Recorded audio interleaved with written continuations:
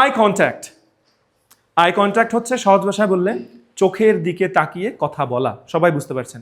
কিন্তু এটার কিছু ফর্মুলা আছে, নিয়ম নীতি আছে, এবং এটার কিন্তু ফাইনাল কোনো ফর্মুলা নাই যে এই ফর্মুলাতে আজীবন চলবে না। মানুষের সময়ের সাথে সাথে মানুষের আই কন্ট্যাক্টের লেন্থ কমে যাচ্ছে। আগে মানুষ বেশিরভাগ সময় চোখের দিকে তাকাইতে পারতো বা কথা বলতো, কিন্তু এখন ফোন থাকার কারণে সাথে বলতে গেলেও ফোন চাপে, কারোর কথা শুনতে গেলেও ফোন চাপে, এই লেন্থটা কমে গিয়েছে। তো আমরা ডিটেইলে যখন আলাদা শিট দিয়ে কথা বলবো তখন আমি ওখানে মানে দেওয়া থাকবে যে আই কন্ট্যাক্টের জেনারেল রুলটা কেমন, কতটুকু তাকাতে হয়, ঠিক আছে, বলার সময় কেমন তাকাতে হয়, শোনার সময় কেমন তাকাতে হয়।